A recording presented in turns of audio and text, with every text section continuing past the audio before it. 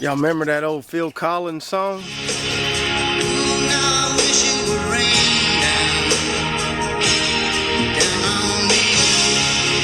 I sure wish it would. It is hot and it is dry.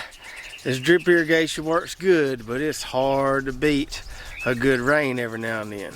And these pumpkins right here are sure wishing it would rain as well. They got watered really well yesterday with the drip, but man, they're just looking pitiful. They just need some rain. What's up, Lazy Dog fam? Hope everybody out there is having an awesome day. You can probably hear the sprinklers running all around me here. We got some stuff we're just giving water to, some stuff we're just having to cool off because it's just so hot and dry. Like my watermelons, they're on drip irrigation, but I'm losing transplants because it's just so hot and dry, so having to run the water just to cool them off a little bit. But anyway, we got several things we need to do on the homestead today. We need to harvest some more of our softneck garlic. We got to start getting that plot ready for sweet potatoes because our sweet potato slips from Steel Plant Company are going to be coming very soon. So we need to get some more of this softneck garlic out of there. We also are going to harvest some leeks, and then we're going to see if we can't find a few taters to go with those leeks. So this is the spot we got to start getting ready for sweet taters. We're not going to fool with that elephant garlic today. I think it'll be all right a few more days, maybe another week or so. But I want to get this out of here. These two rows right here, which harvesting these will wrap up our maiden voyage on the softneck garlic. We've already gotten 2 rows out of here, and we need to get these 2 out of here today. Now you may or may not have been following along, so I'll do a quick little recap. These 2 varieties right here that we've already harvested are what they call artichoke softneck garlic.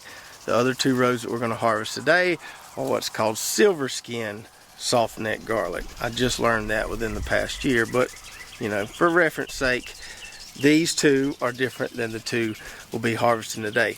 These artichoke types have larger cloves.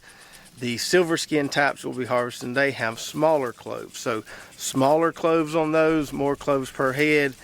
Bigger cloves on these, fewer cloves per head. We did pretty good with both of these. The Island Star, we did really good with that. The Kettle River Giant, we probably waited about a week too long to harvest it, but it's storing pretty well under the barn. So we know we can grow these artichoke types well down here as long as we put the seed garlic in the fridge for a couple months before we plant in the fall.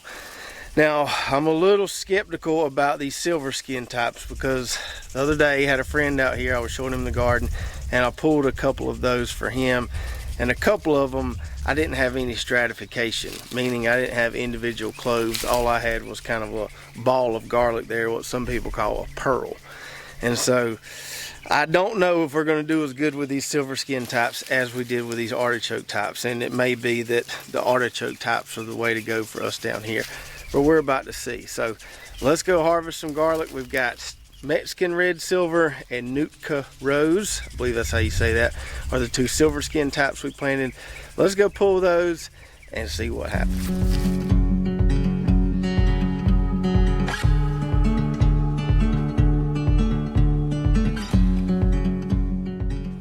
And despite old me of little faith, we got a pretty good harvest from these 2 silverskin varieties.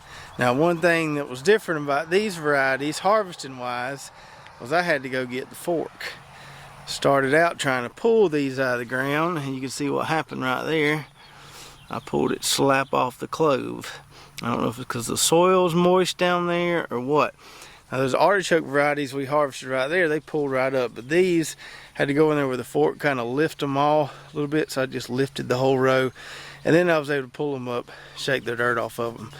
And every single one, the ones I pulled up, are stratified. We've got cloves on all these. That one I pulled up a few days ago that was just a pearl, must have just been an oddity because all these have cloves, and I can't really tell a huge difference between these 2 varieties so far. We may be able to tell when we taste them, but this is the Mexican red silver here. That's the Nootka rose over there. Size wise, they're about the same. It may look different just depending on what's on top of these piles here, but as I was going along the rows, I couldn't notice any significant differences between the size of these two. So we did pretty good with these, and can't wait to try these, compare these two varieties, and these should store well for us under the barn with the rest of our garlic. So no complaints from me about any of those 4 soft neck garlic varieties that we tried. We got those from Fillery Farms back last fall. If you're going to try this, when you do order garlic from them, they always run out.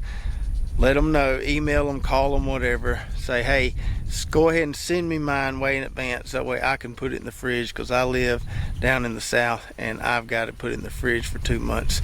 If you live in other parts of the country, no worries. But if you live in the south and want to try what we tried, you might want to get it early so you can keep it in the fridge for a couple months and then plant it.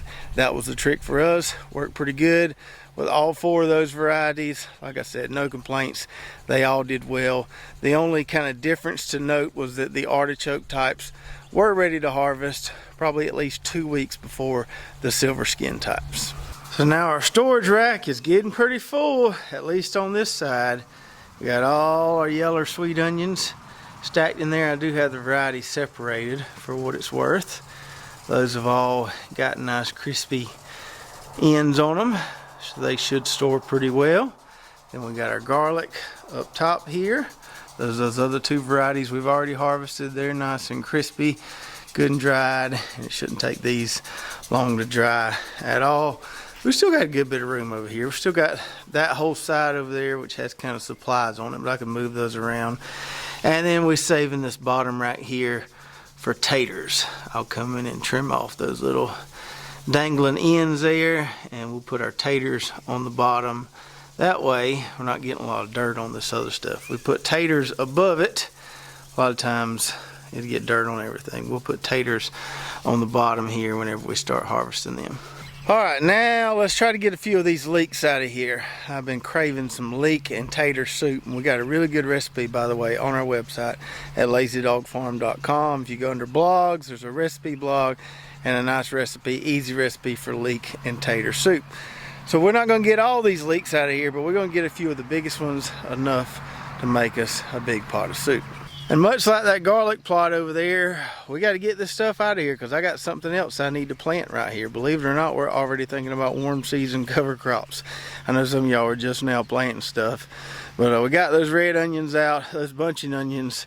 They're old. I can't even pull them up anymore. I'm probably just going to mow those down. And then we've got the leeks right here. I'll probably leave this one row of late leeks here. They got a ways to go. That's not going to really get in the way of a cover crop. I can still cover crop the rest of the plot and let the chickens graze it.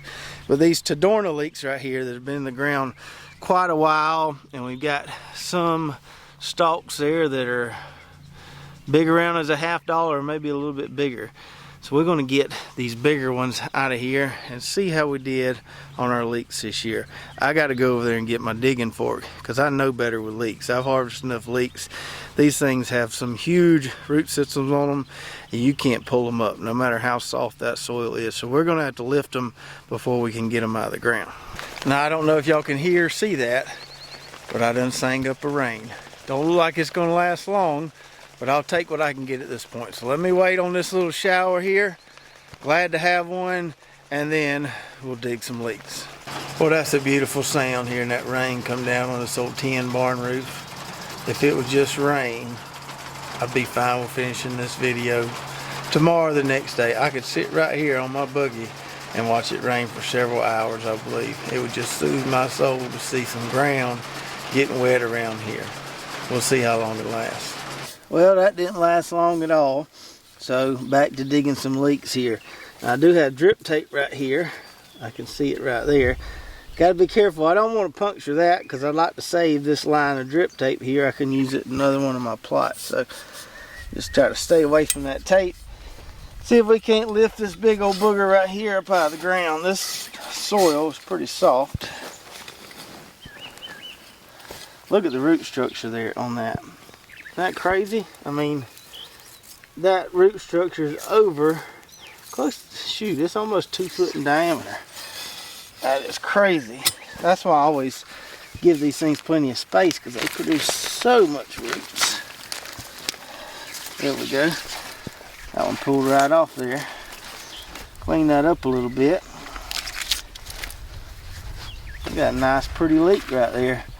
A good, I don't know, 6 inches or so of edible portion of that. We could have healed it even more and blanched it on up even higher, but nothing wrong with that leek right there. Alright, so we got us a good mess here. I think there's 6 of them there. That ought to be good enough for a big bowl of leek and tater soup. Now, something I had happen on a few of these that I've never had happen before when harvesting leeks is some of them split on me, almost like they're rotten. So we got to get the rest of these out of here pretty quick, within another day or so, because it looks like we're losing some. I've never seen this happen, and this is kind of surprising because that soil drains so well. I could understand if the soil was kind of tight and compact and didn't drain well, but that soil drains well, so that's a little surprising to see. But oh well, we didn't lose but a couple like that, and we still got plenty to eat here, so that's going to be okay. And when I'm harvesting these, I'm leaving all that root structure in the soil there, all that mycorrhiza and good stuff. That can only be good for this no-till plot, right? Now we got to get the tater part of the tater and leek soup. Let me go see if I can find my tater diggers. It's raining again. Well, another little rain shower later, and we can finally dig some taters. That rain shower was a little more significant than the first one. But this last one, it was mostly some of that big old fat rain, which don't ever last long. But now, you know what time it is. What time is it, Bubby? Tater time. You gotta say it better than that. It's tater time. That's right, it's tater time. Now, before we decide which one of these we're gonna snag for our soup, let's talk about how we know when taters are ready to dig. So typically, we look for signs of the plants dying back. So something kind of like this right here.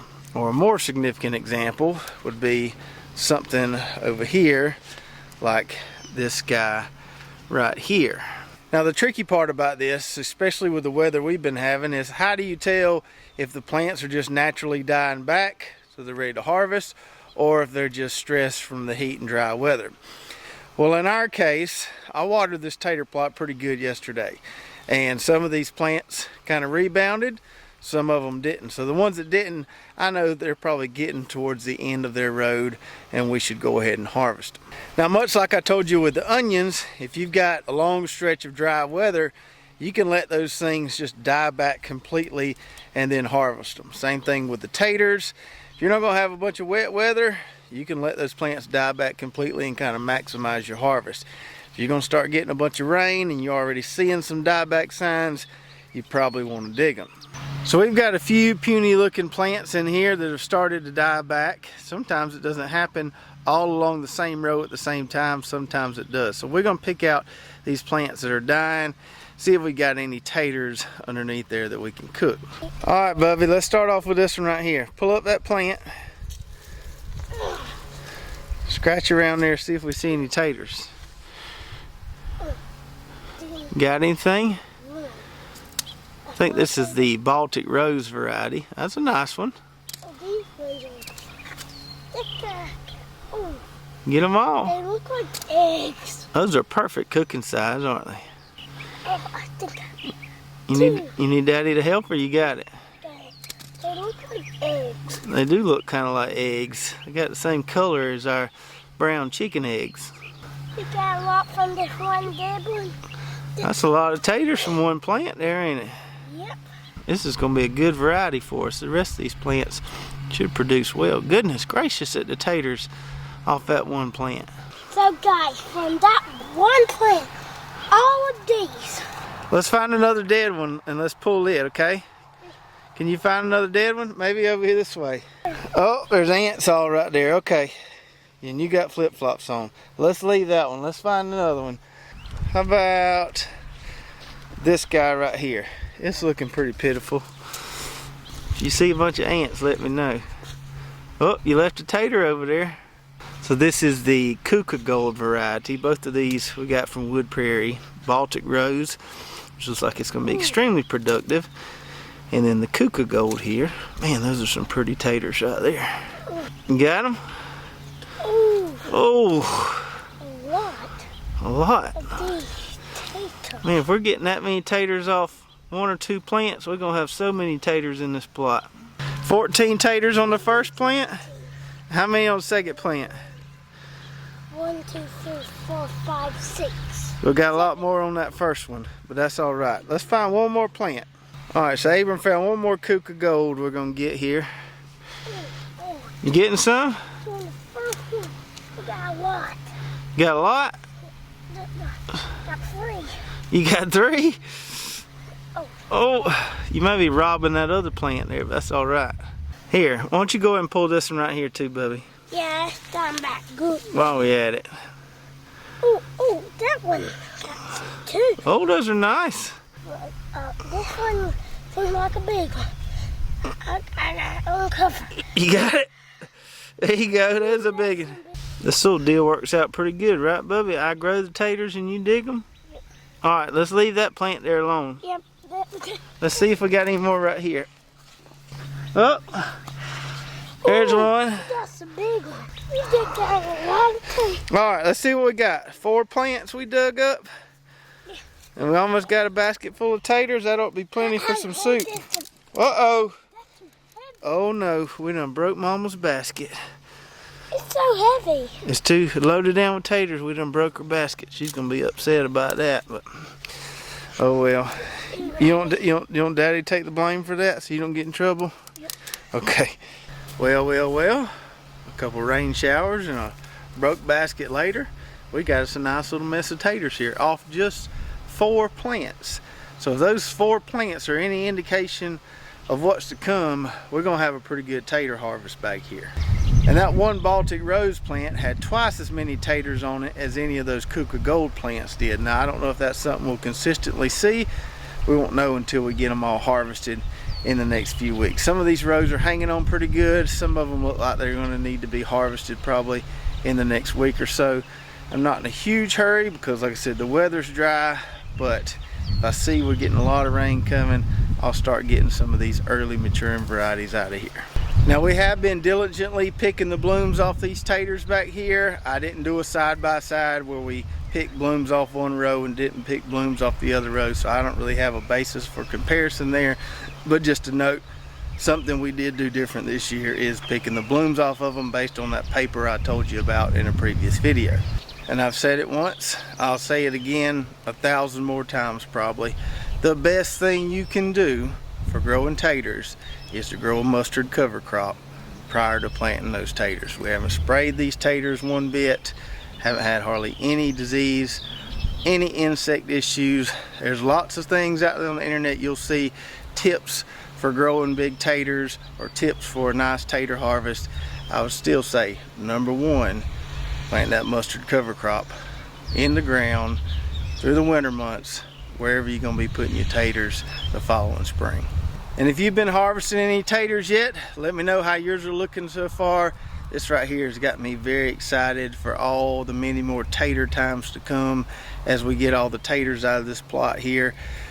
Because we have such a wide range of maturity dates with all these different varieties, you know, it'll take us a month to harvest all these taters. We could dig them all in one day or one afternoon, but they'll just kind of slowly get ready depending on the variety. So we'll dig those early maturing varieties. Those German butterballs are probably still a month out. If you're watching on YouTube, be sure to check out all our affiliate links below, including Wood Prairie Farm, where we got the seed taters to grow these gorgeous taters right here. If you haven't already, go check out our website, lazydogfarm.com, where we've got hats, shirts, our garden blog. You'll find that recipe for the leek and tater soup I was telling you about. All kind of good stuff over there at lazydogfarm.com. If you did enjoy this video, make sure to subscribe, hit that notification button, like and share, and we'll see you next time right here at Lazy Dog Farm. Oh, farewell. By the beauty of your life,